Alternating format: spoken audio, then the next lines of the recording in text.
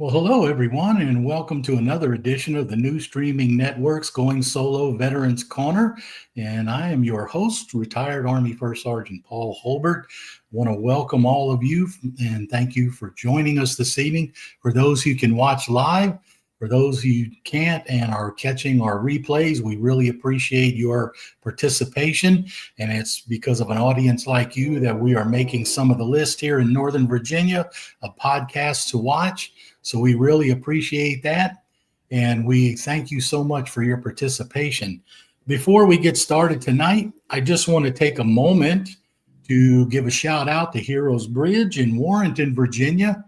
Heroes Bridge is a veteran service organization that specializes in veterans 65 and older, especially got their start trying to concentrate on Vietnam era veterans because they were the veterans who were left behind and treated so badly when they returned from their service. And that's kind of how they started. They're now providing all kinds of services to a myriad of veterans all across the United States where they can. So if you get a chance, take a look at their website, heroesbridge.org. See what you can do to help. If you like to volunteer, they've got all kinds of opportunities there. I also want to thank Reese Across America. Reese Across America, of course, for those of you who aren't familiar, is the organization that sponsors the donations that provide wreaths for Arlington Cemetery and many of our veteran cemeteries across the United States during the holidays. So we want to thank them. We have a broadcast partnership with them, and Veterans Corner can be heard on Reese Across America's national radio network every Monday at 4 p.m. You can simply go to their website. There it is, reaseacrossamerica.org. And you can find their radio button. If you push that, you can hear us at 4 o'clock.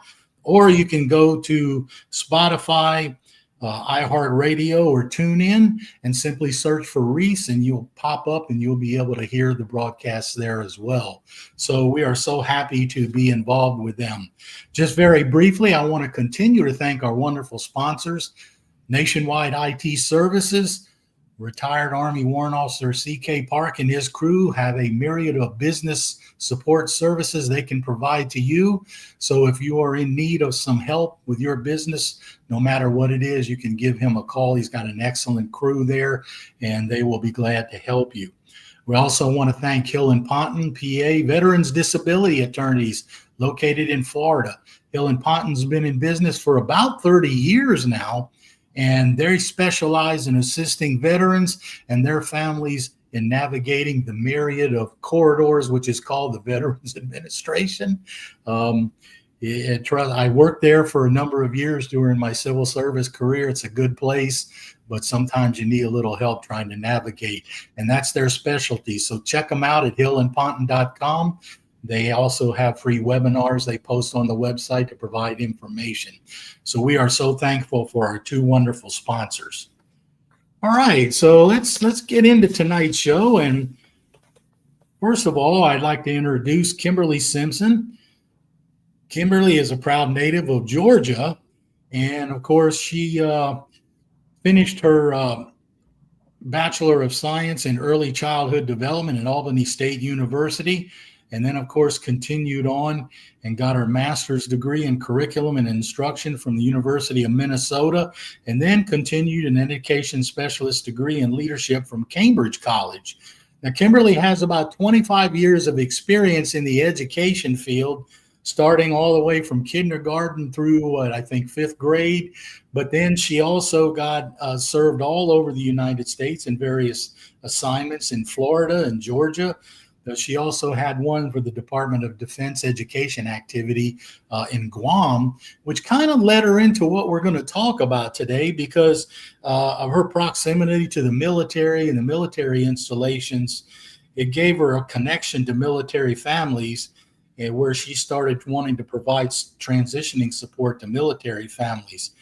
She began serving as a Marine Corps school liaison for Quantico, Virginia, and she continues her mission today as the Military Achievement Specialist for Prince William County Schools here in Northern Virginia. So first of all, welcome, Kimberly, and we want to thank you for joining us. Thank you. Well, thank you for having us. It's such a privilege to join you tonight. And we also have with us Dr. Deborah Ransom. Now, Dr. Ransom is the spouse of a career military veteran, and she's also the mother of a U.S. Air Force officer. So she spent a lot of time around the military herself, raising her children in a military family.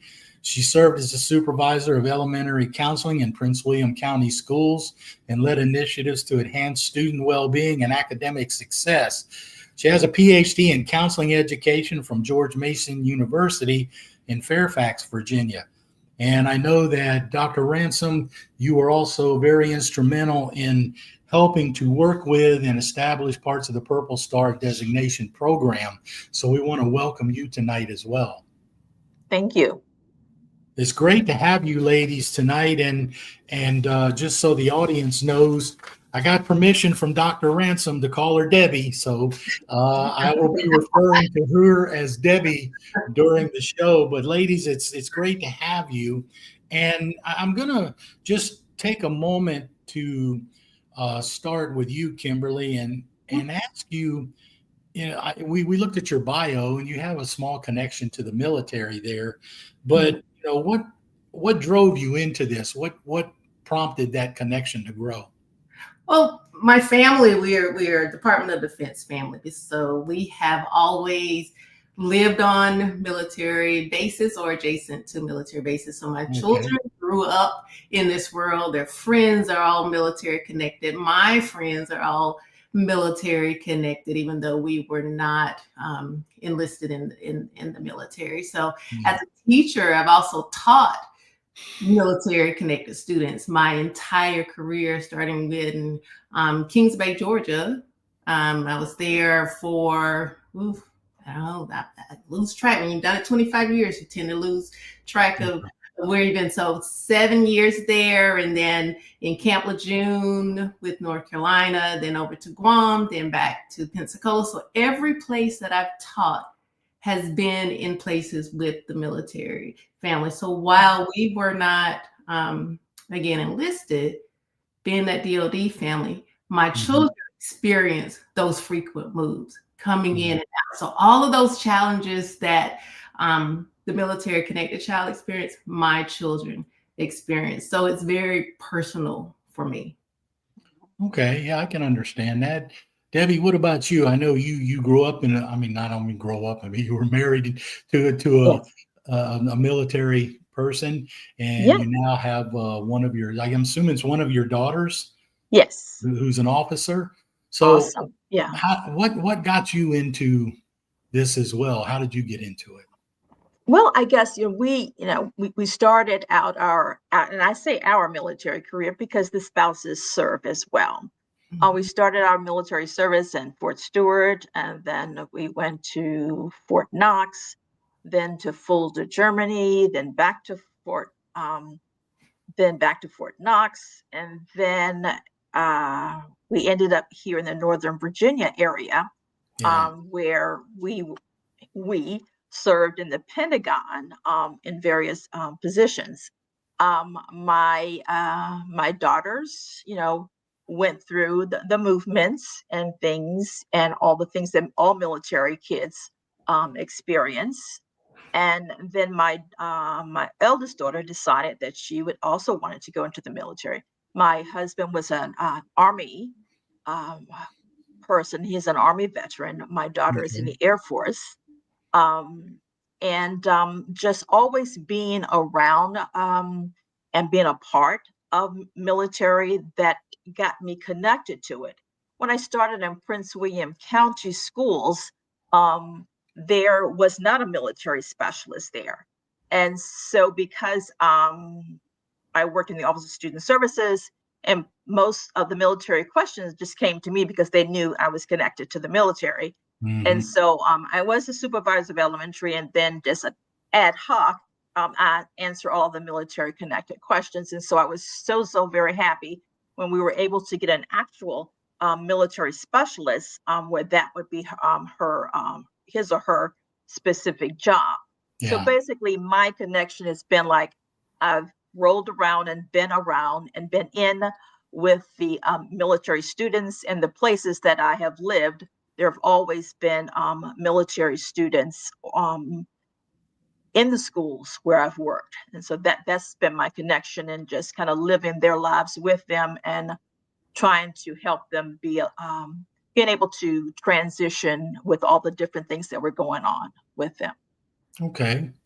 All right. Well, Kimberly, let me ask you, what evidently there are a few specific challenges that military children experience in schools that might be different from non-military families. Can you share a couple of those with us? Yeah, so the research now, Paul, is saying that our military families are moving 6 to 9 times within those 12, 13 years, if you count the kindergarten year. Yeah. That's a lot. So those frequent locations bring about the academic inconsistencies, social and emotional stress that can come along with it. Just think, as an adult, having to move that many times and making all of those adjustments, that child doesn't have the same capabilities that we do. So it's even more impactful on them. But as you know, those military children, they're resilient, they adapt, and they're very courageous when they enter into these places, but it still can impact them. Yeah, I can understand that, because when it came time for me to retire, I was in Europe, and my son was going to, then they were still called DODs at the time. And I decided to extend my time over there to retirement so that he could finish high school, his last year of high school, in one place. Yeah. So he started high school there. I extended my tour up to retirement so that he could just finish high school before we moved again. So yeah, I can understand that, because that can make a difference. Yeah. So, yeah, that's very common, Paul. We, as a family, did the exact same thing. When my children entered high school, my husband and I said that we would not move them so that they could have that stability, so that they could have those friends and those memories, that if we move them from freshmen, juniors, before they made it to their senior year, they lost all of that. So my husband ended up being a geo bachelor when my daughter started 9th grade, son started 10th grade. And he was in Northern Virginia and then moved to Italy while we stayed behind. So yeah, it is, again, that sacrifice that our military families have to make to protect their children, to support their children, so that we as a country can have those freedoms. Yeah. So Debbie, let me ask you, give me an example of something that you guys have done in the program to help mitigate these challenges. Give me an example, if you would. Well, example would be, I guess, one of my specific area, which is writing the grants.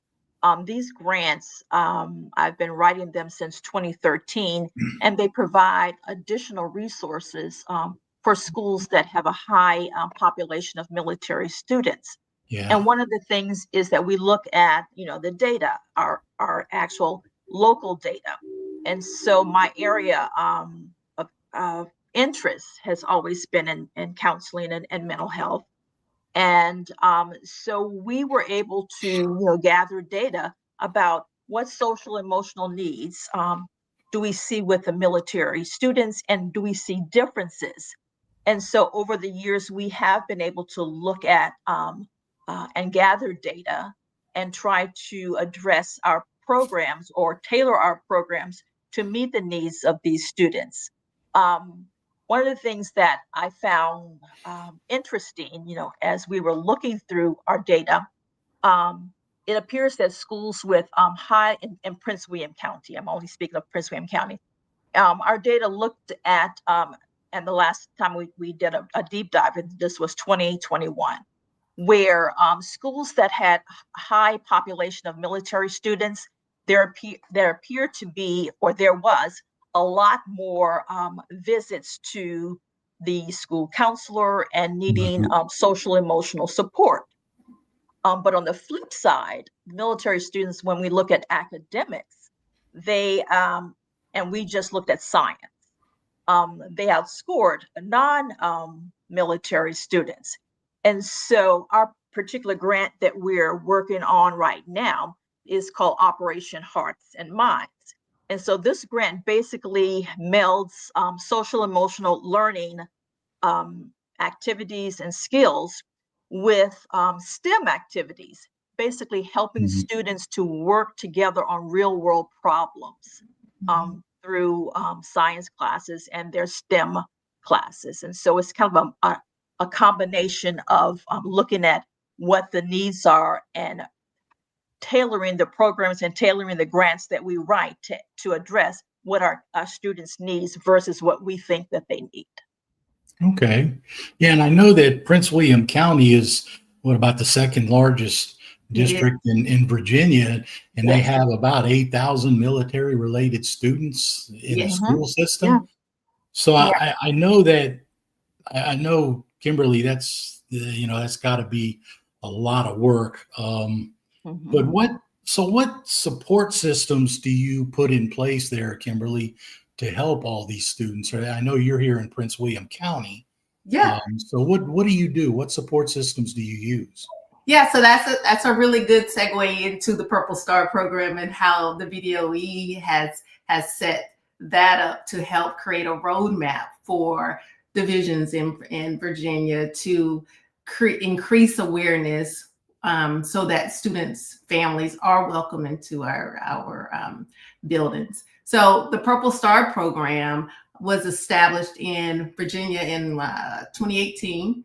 2019 was our first year. We had three schools, so 3% of our division. Now we are at the end of this term, we'll have 51 schools, which will be 50% of our division. So with that, with the Purple Star program, they give us a way to transform our thinking, to provide those resources and to establish awareness for our community, for our division leadership, for our buildings, so that students can land in a supportive environment. Yeah. Yeah, I mean, yeah, so that sounds pretty interesting considering the fact that just Virginia, I guess overall alone has over 70,000 military related students across the state. Yes. And you guys have such a large number in Prince William County as well. So, that's, that seems like that would be a lot of work to do. So in looking at this, Deborah, I'm going to ask you first before we take a break. Okay. In your view, how can the community and partners support this program and the military connected children? What do you think would be a big thing and one of the major things in them supporting the program? I think, I guess just in each particular school, because all of our schools have military kids, military students. I think that the community could support more or some by just sharing. I would love it with more military folks would come into the schools and share their experiences, share what things that they think are important. And I always love to see during my career week, career day, military personnel coming into the schools. And we could always use more of that. I love like the Quantico comes over during, I think, the month of the military child. And some of our schools, they do like a field day. And I think the more connection that the military has with the local school districts, the more students understand what students are going through, and perhaps be open to things that are different. And the reality is that it's not just students who need to learn. The adults also need to understand, because I think those of us who've always grown up in military families, we understand what the difficulties of that, but most people don't have this type of lifestyle. So the more I think that the population in general is exposed to and take the time to like read things that are on our website so that they can understand the better. It's like the more education people have about different folks who are living a somewhat different lifestyle, I think the more you can understand. Yeah. So Paul, I'm so Yeah, sorry. let me, Go ahead. Right. no, I was just going to say, Kimberly, hold that thought, because when we come back, I'm going to ask you to add your important piece of that as well. We're Okay. just going to take a very quick break and hear from our sponsors. And for the audience out there, we'll be right back in about 2 minutes. All right.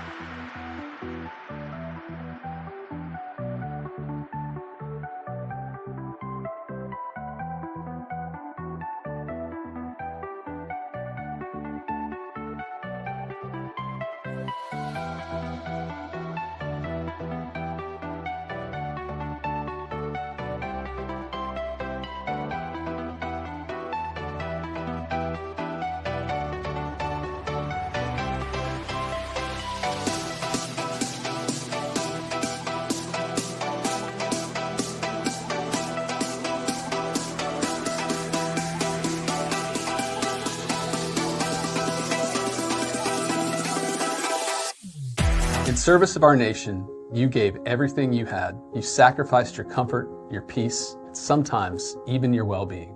Over 3 decades, Hill & Ponton has helped to be a guiding light for veterans seeking their rightful disability benefits. When our heroes are in need, we are not just lawyers. We're an ally, a team who understands the struggles you faced. If you're a veteran seeking the benefits you deserve, let us stand with you on this journey, because every battle deserves a hero, and no hero should fight alone. Living in a world filled with lunacy, it seems that stress and turmoil follow us everywhere we go.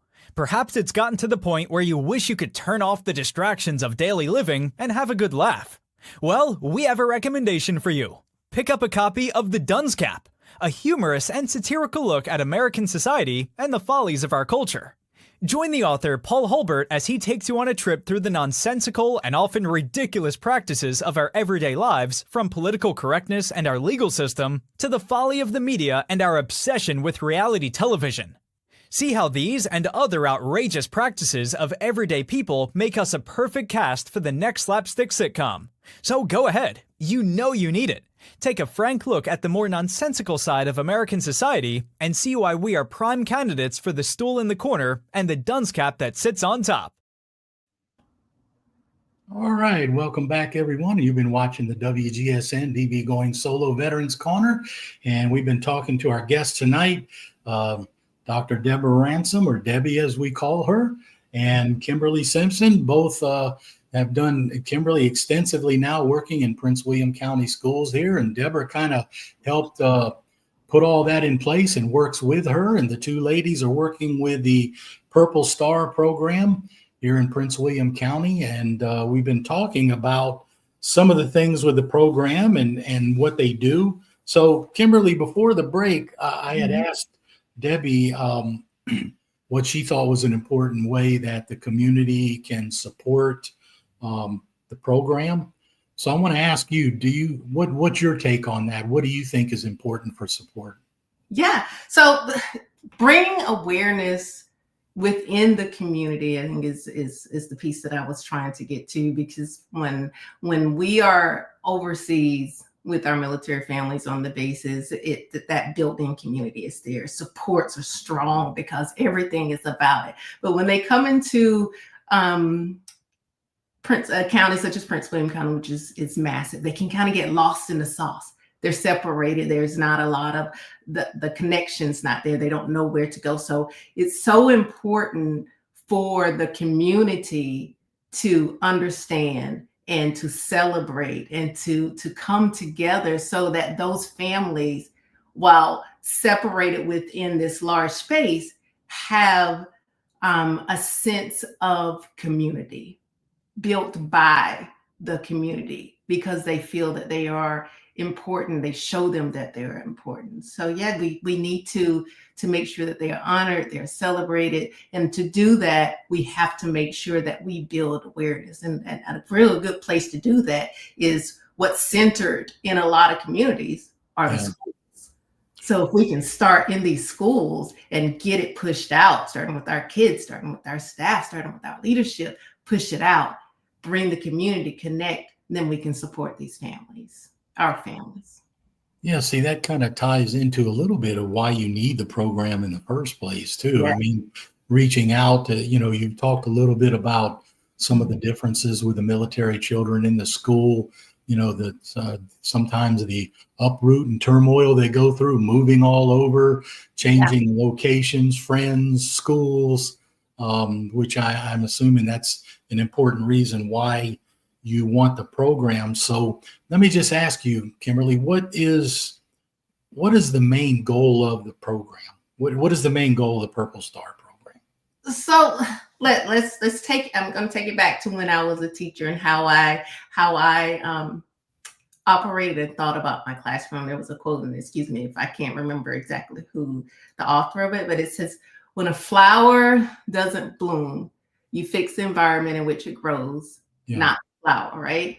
So it's our job to create spaces in which all students can thrive. So the goal of the Purple Star program is to make sure we create a safe space within our schools that every student can thrive. So like many of the programs that benefit our military connected students, this is going to benefit every child that walks in that building. So that is the goal, to make sure that we build awareness. We make sure that everybody in that building understands what our military connected students need, because we are creating that environment that they can thrive. They're resilient, adaptable. Military connected students are going to do well, but we also have to do our part to create that space so that they can do well. Yeah, that's interesting. I mean, because I know military children a lot of them tend to be more outgoing. They adapt to change a little better, at least from what I used to see. But so Deborah, what are the kids' reactions to this program? What have you seen?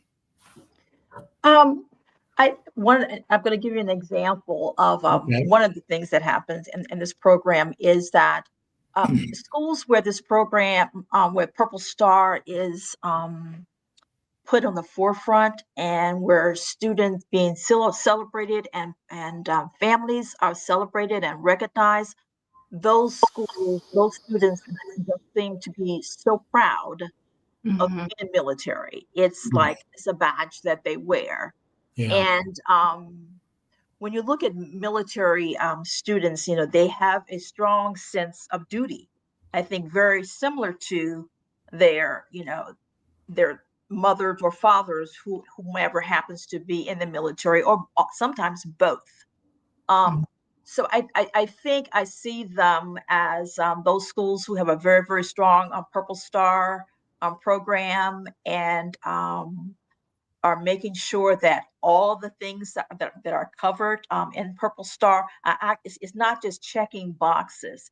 It's like this is a part of the culture of the schools. Yes. And many of our schools are that way, our Purple Star schools. It's not just a star that you get to put on your school, or a sign that you get to put up. It's basically the culture of the school changes to understand the needs of the students. And so I see those students, one, yes, being very, very resilient. I see the students as being worldly in the way that they see the world from not just a small town. They have a broader idea of what the world is. And so I am somewhat biased, but I love military students, and I'm amazed sometimes with military, because I also have military grandkids. Yeah. And so I see the students in the Purple Star programs that have embraced it as being being very, very proud students. Well, And when you know, you're proud and you belong, you thrive. Mm-hmm. well, here's something I want to ask you, and Kimberly, I'll toss this one at you. Okay. Having said what Debbie said about how the military students get a sense of pride and, they're proud of the military background that they come from and their family. Do you ever see, and given the way teenagers can be in high schools, do you ever see any type of friction or resentment from the kids who are not military based on what you guys are doing? Have you ever seen that? No, I haven't seen that. And it's like Debbie said, it's a sense of pride for those students that are military. And when they share their stories with their peers, there are some students that haven't been out of the state of Virginia, and these students have been all over the world. And so for them to come and say, these are the possibilities. They share a different perspective. They open eyes. They say that, this is what you see. But this is what I've seen, and this is where you can go. So they offer just a different vision, just a different part of what life can be. So they share their experiences, and I haven't personally seen or heard of any of the students having any kind of animosity or problems with our military connected student. It's something that is celebrated. Yeah, that's actually. Oh, go ahead, Debbie. And if I may add that the Purple Star program, even though it's focused and the questions and things they have to do with the military kids, but what I see is like what's good. Purple Star is good for all. It's not just good for the military kids. And the same with the grant that we have. So whatever, changes that we make, whether the grant is able to purchase an amazing STEM lab, it's not like, oh, only the military kids. Everybody gets to take advantage of an amazing STEM lab or whatever the grant or whatever the Purple Star program. So it's not just benefit like military kids. It's like what's good for military kids is good for everyone. Yeah, that makes sense. I'm sure that makes it a whole lot better too, in terms of being accepted at the school. Yeah.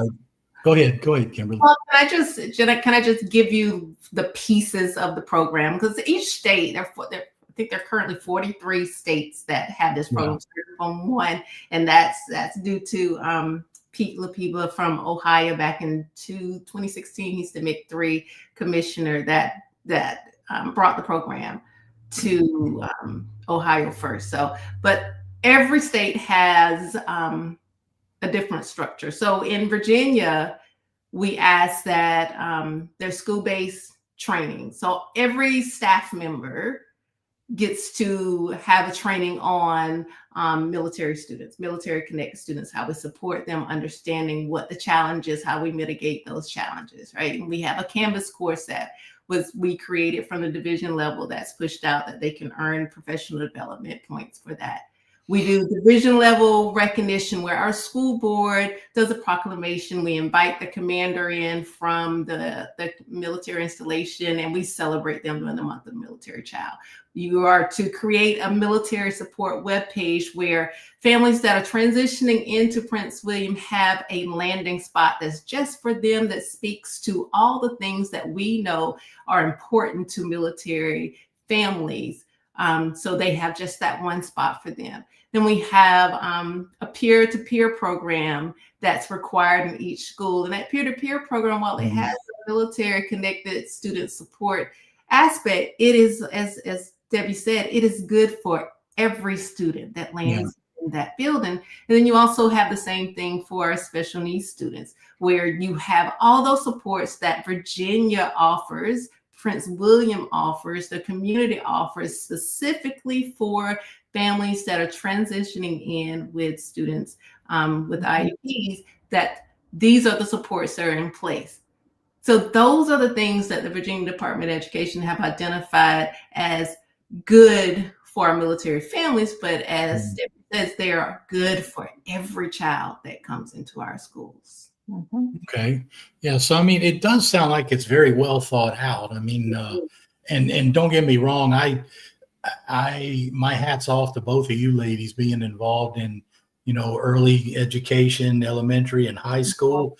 I had the privilege of an adjunct career here in Northern Virginia for Nova for 20 years while I was working civil service. So, I taught at the college level and I enjoyed it, but my hat's off to both of you ladies doing it and, with the younger kids and all the challenges you face. So having said that though, Kimberly, I'll ask you first,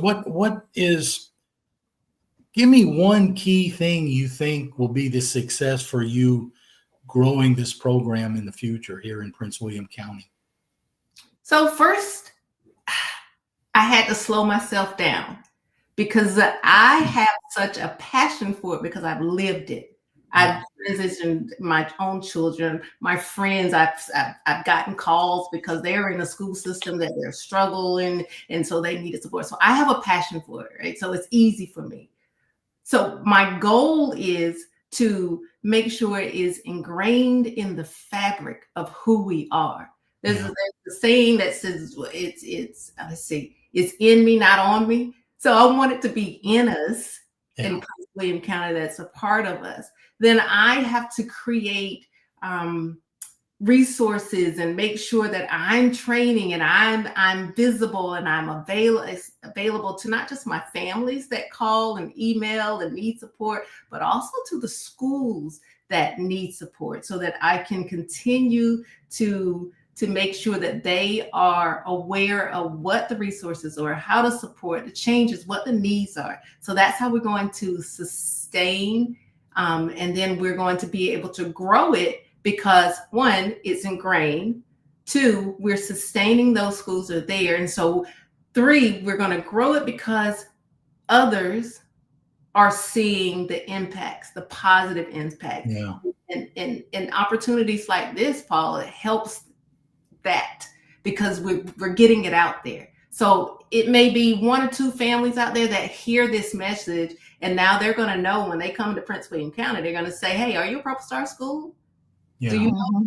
If you're not, why not? Can we become one? These are the things that my family needs. And so that's how we're going to continue to spread the word and make this a powerful program, continue to grow the program.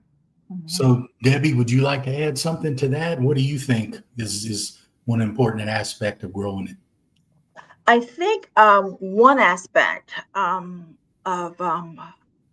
of growing is making sure that people see the connection between the Purple Star program and basically how are we going to have productive, well-rounded individuals that will go into the military or support our nation, because it's just not a school thing.